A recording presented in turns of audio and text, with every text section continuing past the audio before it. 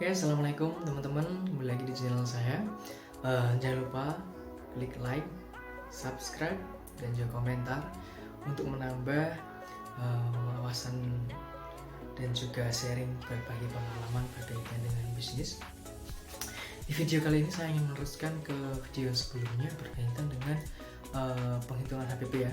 Di sini, ini selanjutnya setelah kita tahu harga pokok penjualannya, kemudian kita mengetahui harga jual per cupnya berapa, kemudian kita tahu profitnya berapa per cup itu, kemudian di satu hari itu terjual berapa, kita acuannya kemarin ada 50 cup.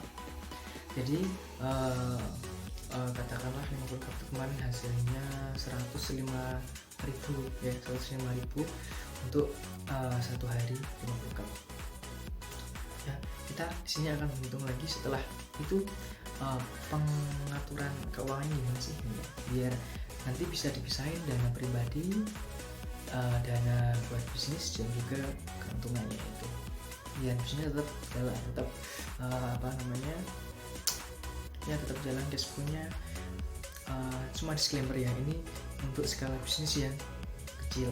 Jadi mungkin teman-teman yang baru membuka usaha terus bingung cara pengaturannya, ini mungkin lebih cocoknya di situ ya. Ini bukan skala yang kelasnya kayak udah besar, bisnisnya udah di mana-mana, belum. Ini kita belajar basic banget, kita belajar bareng-bareng di sana. Oke, langsung saja teman-teman. Setelah kita tahu per hari itu dapat berapa, kita kemudian bikin laporan keuangannya itu juga setiap hari. Kita pakai cara manual bisa, pakai cara yang udah up to date pakai teknologi juga bisa, tapi yang saya ini praktekkan pakai manual aja dulu ya, biar nanti teman-teman tahu basicnya. Yang pertama adalah kita harus menghitung pengeluaran. Ini termasuk apa aja? Belanja. Nah, belanja kebutuhan bahan baku, perlengkapan, dan juga transportasinya itu masuk sini. Operasional ini harus dihitung. Kemudian kira-kira apa lagi? Kita akan reng-reng setiap hari itu ada belanja, ada operasional, kemudian ada yang lain lagi, misalkan yang sifatnya adalah mengeluarkan uang dari bisnis kita, bukan dari kantong pribadi ya, tapi dari uang bisnis kita. Kemudian ada pemasukan. Nah, ini dari mana? Dari penjualan. Dari penjualan kita. Nah, penjualan kita ini masih bersifat omset ya, omset per harinya itu. Kalau katakanlah 50 cup ya, itu udah dikalikan aja. Misalkan harga satuannya kayak kemarin ada 8.000 ya, berarti dapat 400.000. Nah itu. Nah, kemudian kita harus mengalokasikan. Nah, alokasi ini untuk apa aja? Alokasi ini pakai harus jelas adalah pakai modal awal. Setiap kali kita jualan, kita harus pakai modal awal. Untuk apa? Untuk kalau misalkan orang beli ada punya pakai uang lebih besar, misalnya 50.000 kita harus punya kembalian. Nah, disinilah modal awal digunakan sebagai uang kembalian lah, seperti itu. Ini bersifat setiap hari. Kalau misalkan 100.000 ya udah 100.000 terus, nggak boleh lebih, nggak boleh kurang. Itu ya, itu yang paling penting. Kebanyakan orang nggak melakukan ini. Kemudian setelah itu kita mengisikan untuk sewa. Kemarin sewanya kan dikatakan sebagai 600.000 per bulan. Jadi setiap hari harus mengisikan uang sebesar 20.000 untuk sewa saja, gitu ya. Kemudian ada gaji. meskipun kita jualannya sendiri atau sudah ada karyawan, kita harus include ini gaji, ya gaji. Nah pesannya nanti juga akan saya beberkan gimana cara saya menggaji orang itu di minumannya seperti itu, minuman ini. Kemudian kita alokasinya juga untuk belanja. Ini beda ya teman-teman, ini pengeluaran, ini alokasi. Ini belanja habisnya berapa, nah di sini buat dapat berapa hari itu, kemudian kita alokasikan lagi sih gitu ya, nanti ya gunanya untuk belanja lagi kan gitu, namanya cash flow. Kemudian belanja, nah setelah itu apa namanya,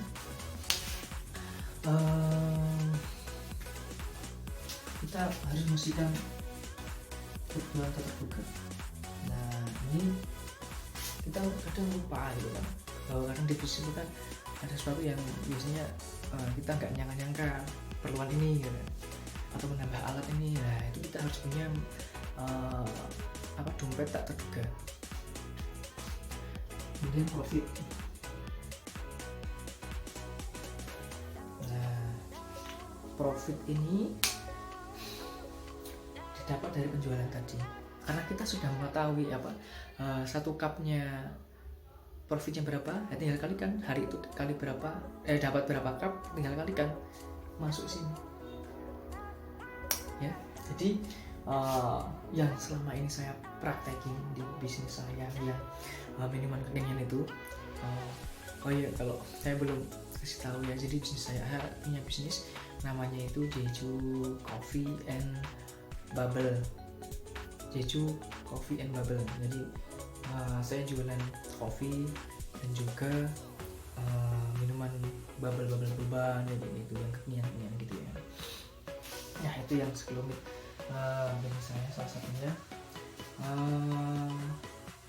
Di sini dipahami dulu ya, kita harus mencatat pengeluaran seperti belanjanya, operasionalnya, kemudian mungkin yang lainnya, kebutuhan mendadak atau yang mengharuskan kita membeli alat tertentu dan sebagainya, kita catat. Kemudian pemasukannya dari penjualan penjualan minuman itu sehari dapat berapa cup, itu kita catat. Kemudian setelah itu kita mengalokasikannya dari modal awal, kemudian untuk sewa, kemudian gaji, kemudian untuk belanja lagi, kebutuhan tak terduga, dan yang terakhir adalah profit. Nah di profit ini ya teman-teman, saya kasih tahu di profit ini sini ada ya profit itu pun kalau versi saya ini saya bagi lagi teman-teman, ini 70% untuk kembali ke usaha, untuk pengembangan usaha. Kemudian yang ini 30% saya simpan untuk pribadi. Nah jadi kita emang harus dikatakan dalam tanda kutip puasa itu ya ini dana pribadi kita jangan sampai melebihi dari alokasi ini kalau misalnya kita mau menggunakannya. Ya memang kalau sedang merintis itu rasanya gimana gitu, saya mengalaminya dan ini sebagai aturan ya, biar kita juga punya jalan lebih jelas gitulah. Jadi sebagai acuan, meskipun kadang ada suatu waktu kita harus mengeluarkan dana pribadi lebih dari yang kita tulis, tapi kita punya pegangan, oh besok semoga nggak kayak ini lagi, jadi nggak ngawur gitu dalam melakukannya, nggak bisa ngawur gitu. Ya. Nah sini ini kita harus punya dompetnya masing-masing, ini dana pribadi. Misalkan ya kita dapat untung 100.000 ya, yang enak hitungnya ini dapat untung 100.000 di sini, berarti kan 70% nya 70.000, ini 30.000 ya. Dan ini 100.000 bagi 2 kan 70-30. Ini disimpan nanti untuk pengembangan dan pengembangan usaha lagi. Misalkan ini untuk ini per hari hitungannya ya. Per hari kalau 1 bulan misalkan bisa konsis ya, namanya bisa naik turun. 70.000 dikali kalau kita bukanya katakanlah 1 bulan 25 kali ya, 25 hari, 5 hari libur misalkan, berarti nggak hitung aja berapa, 70 kali 25, 1.750.000. Ini dapatnya, sedangkan 30.000 nya kali 25, 750.000. Jadi 1 bulan itu kita cuma dapat uang pribadi, keperluan pribadi kita 750.000. Dan kebetulan itu kita kalau bisa jangan melebihi itu, gitu ya. Kalau teman-teman masih hanya punya satu bisnis ini, ya syukur-syukur juga, atau mungkin kondisinya belum berumah tangga dan sebagainya, ya usahakan cukup nggak cukup ini gitu loh. Jadi kalau prinsipnya orang Cina yang saya pelajari itu, orang Chinese itu kenapa mereka banyak berbisnis yang pada sukses ya, karena mereka begitu, mereka lebih baik berpuasa untuk tidak mengeluarkan lebih banyak uang dari kalau bisnis mereka belum menghasilkan banyak. Silahkan tanya sama teman-teman kalian yang punya bisnis yang keluarganya Chinese. Nah, uang 1.750.000 ini kembali lagi untuk penambahan modal. Kalian tabung sendiri, bisa ya. Ini masuk pribadi nggak apa-apa. Kalian masuk ini 1.750.000 untuk pengembangan lagi, misalkan untuk jalan 1 bulan, 2 bulan, 3 bulan, sampai setengah tahun misalkan udah kumpul berapa, sekitar 6 jutaan lebih. Kalau mau buka cabang lagi dikiranya mungkin sudah cukup dananya, pakai dana ini.